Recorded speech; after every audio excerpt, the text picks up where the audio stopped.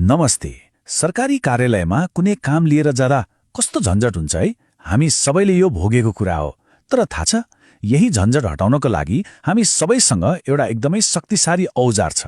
आज हामी त्यही औजारबारे कुरा गर्दैछौँ, जसले सरकारी सेवालाई सजिलो र पारदर्शी बनाउँछ। ल सुरु गरिहालौँ है त। एकछिन सोच्नुस् त, त्यो लामो लाइन कुन चाहिँ झ्याल हो, कुन कोठामा जाने हो, केही थाहा छैन।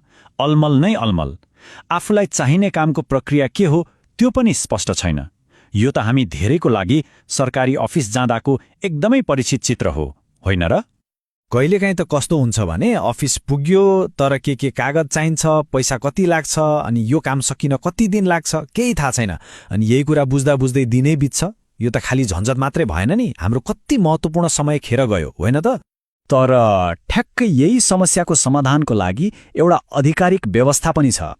एउटा यस्तो टुल भनौँ न, जसले हामी नागरिकलाई बलियो बनाउँछ र प्रशासनलाई पनि जिम्मेवार हो। हामी कुरा गर्दैछौँ नागरिक वडापत्र वा सिटिजन चार्टरको बारेमा। अब यो शब्द सुन्दा त सामान्य लाग्न सक्छ, तर विश्वास गर्नुहोस्, यसको महत्त्व एकदमै गहिरो छ। आउनुहोस् यो के हो अलि विस्तारमै बुझौँ।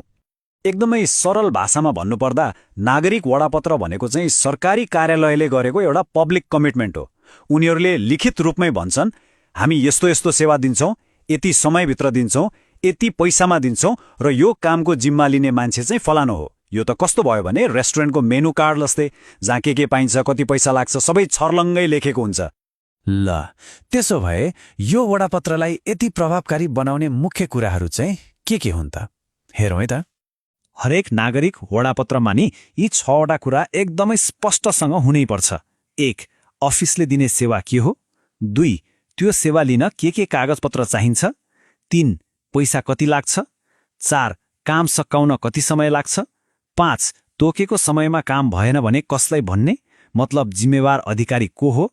र अन्तिममा 6औं, चित्त बुझेन भने गुनासो कहाँ गर्ने हो। यी सबै प्रश्नको जवाफ एउटै ठाउँमा हुनु नै वडापत्र हो।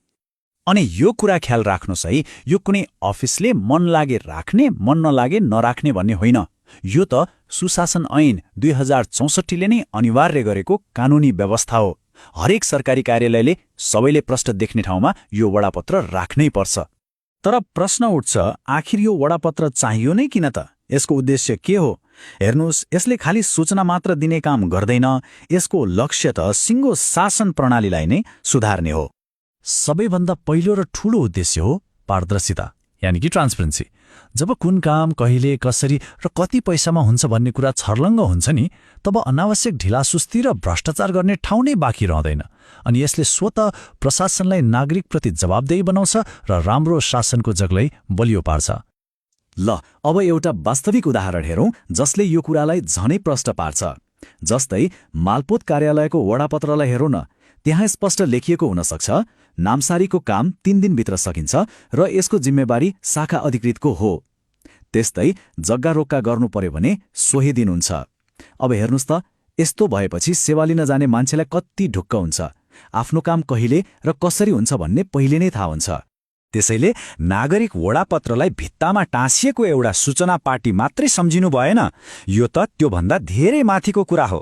यो त नागरिकको अधिकार र राज्यको दायित्वलाई एकै ठाउँमा जोड्ने एउटा एकदमै शक्तिशाली दस्तावेज हो। एउटा भनाइ छ नि, नागरिक वडापत्र नागरिक र सरकार बीचको विश्वासको पुल हो। कति राम्रो कुरा। जब सरकारले त्यो वडापत्रमा लेखेको कुरा साँच्चै पूरा गर्छ, तब हामी नागरिकको राज्यप्रति भरोसा पनि त बढ्छ नि। र सबैभन्दा महत्त्वपूर्ण कुरा जुन हामीले कहिले बिर्सनु हुँदैन, नियम अनुसार प्रक्रिया पुर्याएर तोकिएको समयमै सेवा पाउनु भनेको कुनै सरकारी कर्मचारीको कृपा वा दया होइन। यो हाम्रो हरेक नागरिकको अधिकार हो। नागरिक वडापत्रले गर्ने काम भनेकै यही अधिकारलाई कागजबाट व्यवहारमा ल्याउने हो। ल यो त भयो नागरिक वडापत्रको कुरा, जुन हाम्रो अधिकार सुनिश्चित गर्ने एउटा महत्त्वपूर्ण औजार हो। अब एउटा प्रश्न सोच्नको लागि छोडेर जाँदैछु। अबदेखि कुनै सरकारी कार्यालयमा काम लिएर जाँदा के हाम्रो आँखा त्यो भित्तामा टाँसिएको वडापत्रमा पर्ला त?